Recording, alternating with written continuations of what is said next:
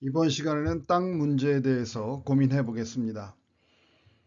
150년 전 땅 문제에 대해 가장 깊은 통찰을 하고 지금까지 토지 공개념의 사상적 토대를 만들어 놓은 경제 사상가는 바로 헨리 조지입니다. 그러나 그의 사상은 20세기 중반 노벨 경제학상을 받은 일군의 경제학자들의 약 20년에 걸친 집요한 작업 끝에 경제학계에서 축출됩니다. 그만큼 토지에 관한 불편한 진실은 어마어마한 대중적 폭발력을 지닌 위험한 주제입니다. 이 시간에는 헨리 조지의 사상을 간략히 살펴보고 이를 비판적으로 계승한 질비오 계절의 토지 문제에 대한 해법을 중심으로 땅 문제에 대한 불편한 진실을 탐구해 보도록 하겠습니다. 헨리 조지는 그의 책 진보와 빈곤에서 근대 문명이 가져온 그 엄청난 진보에도 불구하고 대중은 왜 점점 더 빈곤해져만 가는가라는 주제를 끝까지 파고듭니다. 그의 분석을 간단한 식으로 설명하면 다음과 같습니다.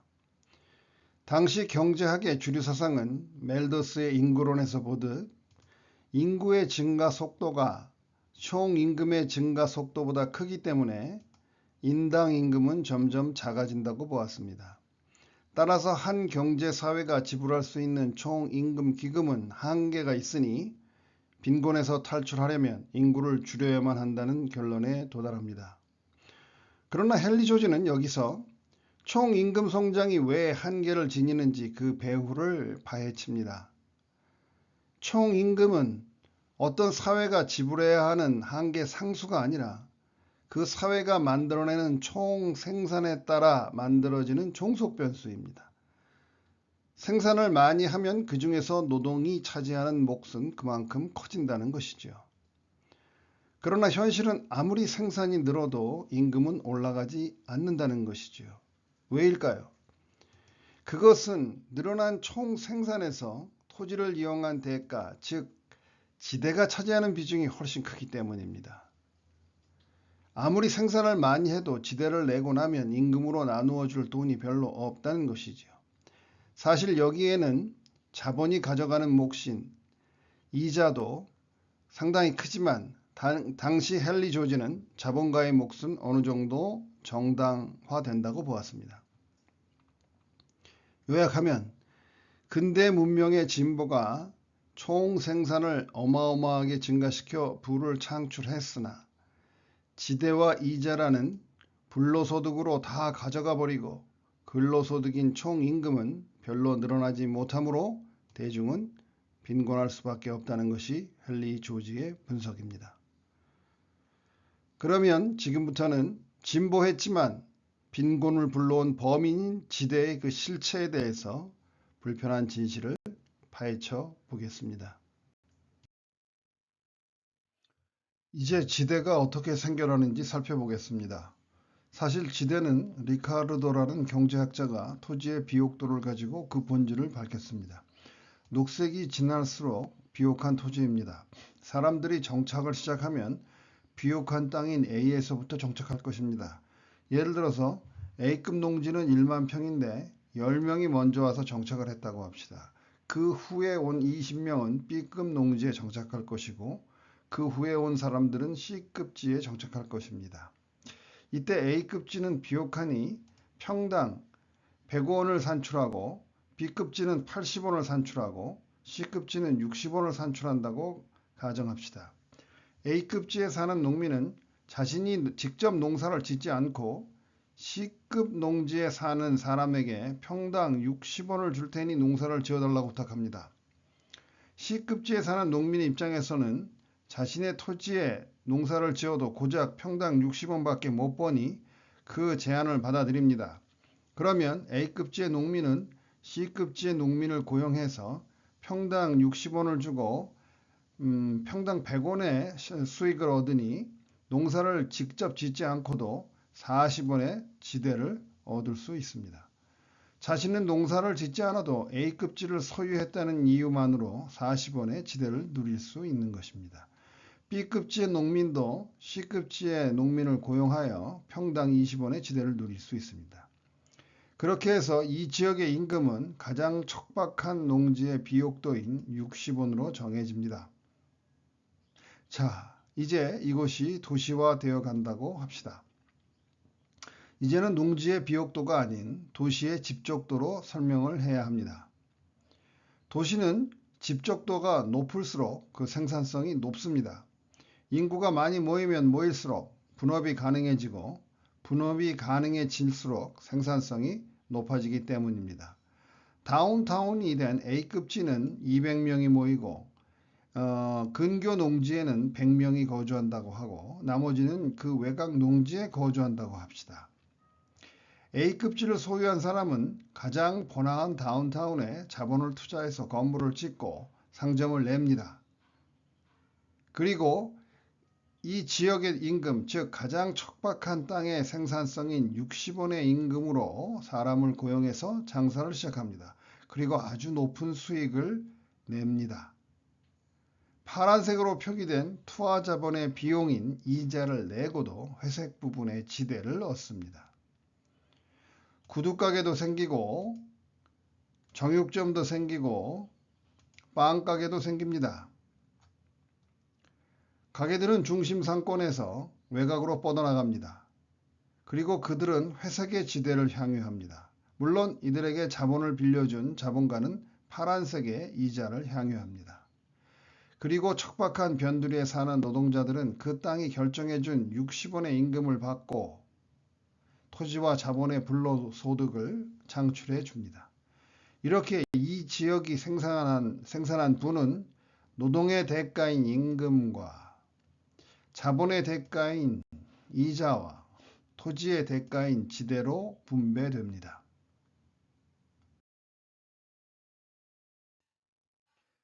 이 소도시가 이제 인구 500만 명의 대도시로 성장한다고 합시다.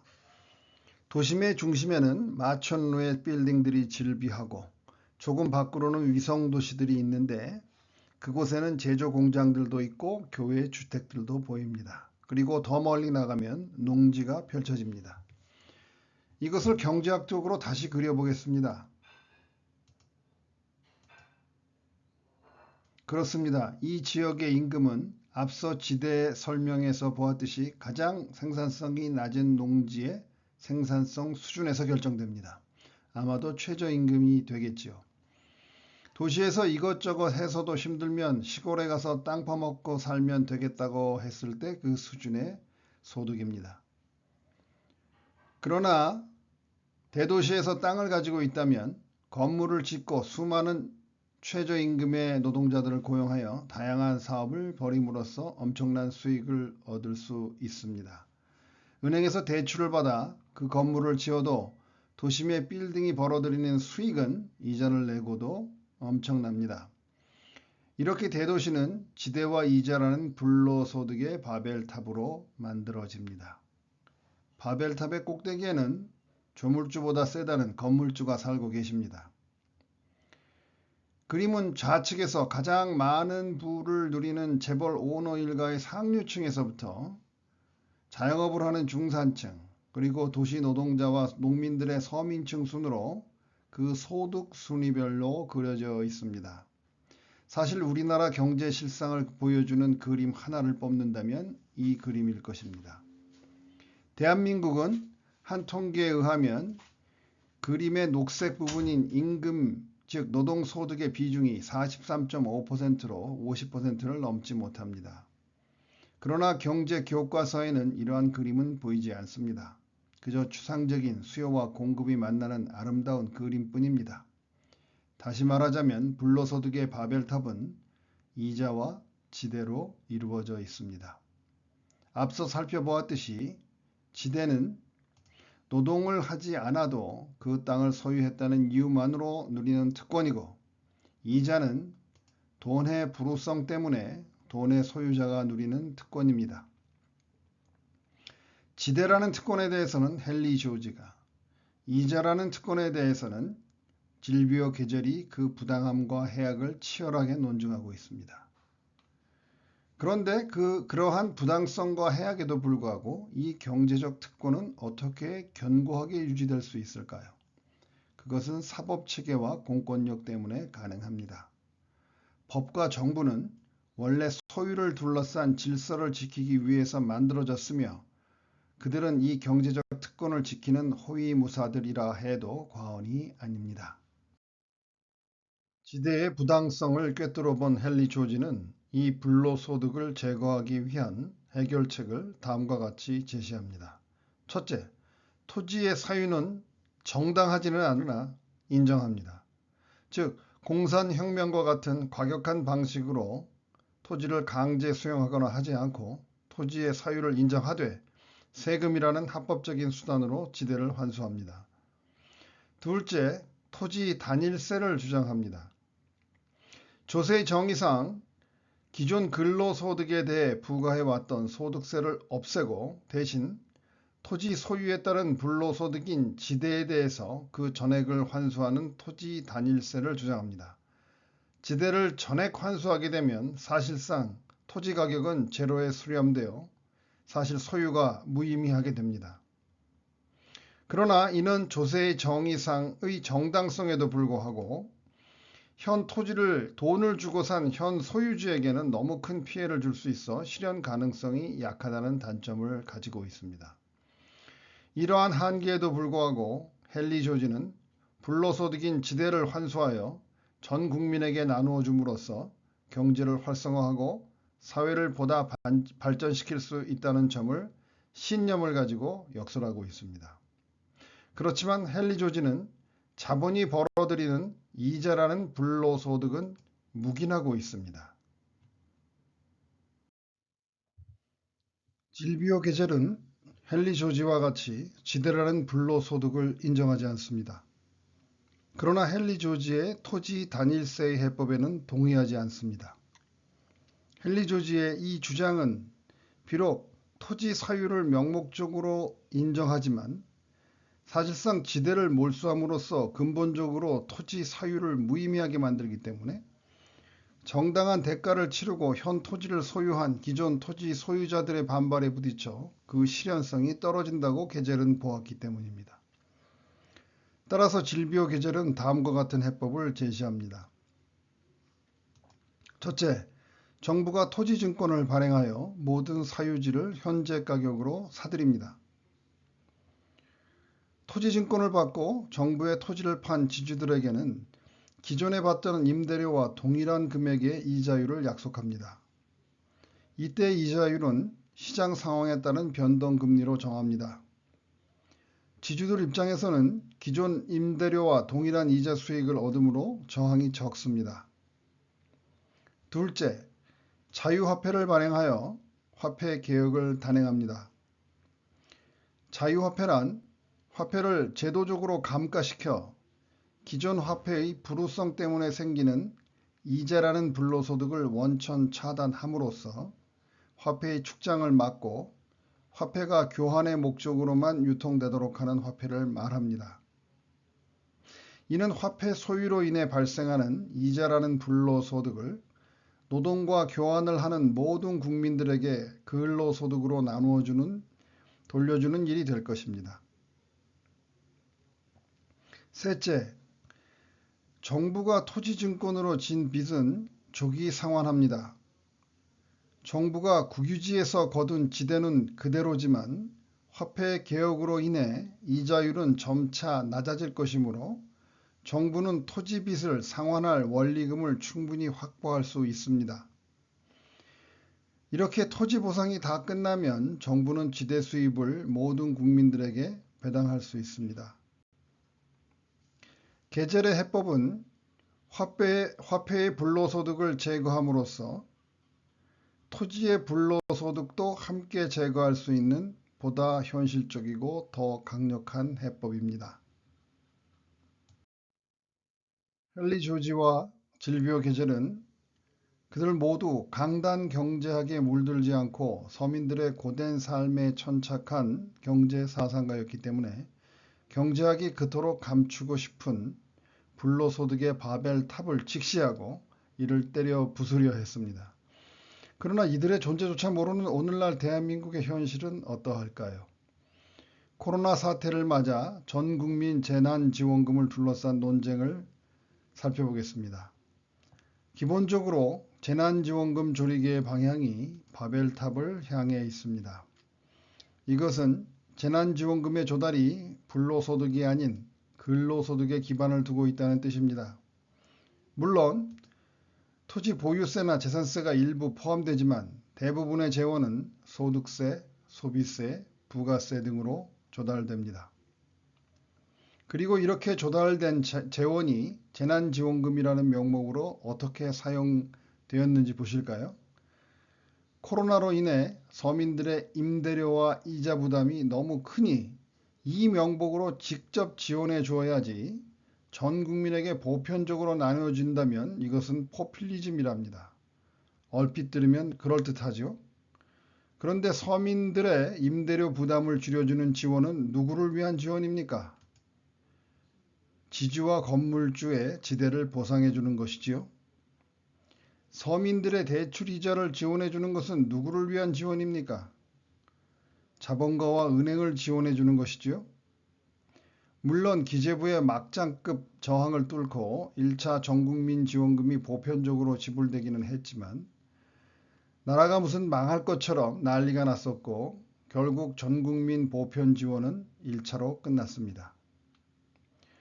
코로나 사태라는 비상경제 상황은 불로소득을 근로소득으로 전환시킬 수 있는 절호의 기회일 수 있었습니다. 그러나 불로소득을 누리는 기득권들은 각종 시스템과 이데올로기를 동원해 자신의 불로소득의 바벨탑을 굳건히 지키고 있습니다.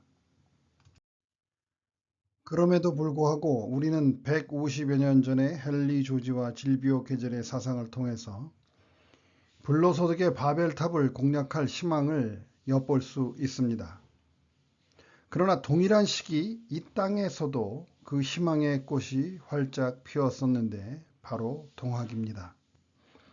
동학의 2대 교주 최시영 선생은 돌아가시기 얼마 전 마지막으로 향화설이라는 말씀을 하셨다고 합니다.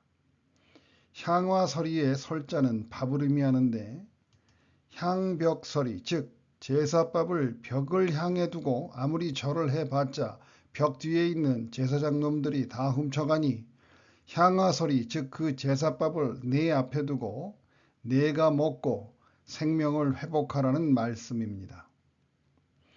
밥이란 모든 생명이 삶을 통해서 창조한 생산물을 의미합니다. 즉 노동이라는 생명활동을 통해 만든 근로소득을 말합니다. 그런데 이 생산물을 땅을 사유했다는 이유로 지주에게 지대로 뺏기고 화폐를 소유했다는 이유로 자본가에게 이자로 빼앗기고 나니 생명이 점점 병들고 피폐해지고 있습니다.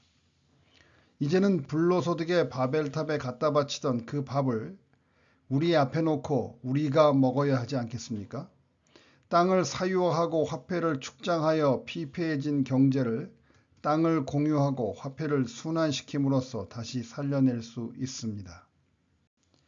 아마도 동학이 꿈꾸던 대동사상의 꿈은 150년이 지난 오늘날 이 땅에서 실현될 것입니다. 우리 민족의 생명력은 언제나 기적을 만들어 왔으니까요.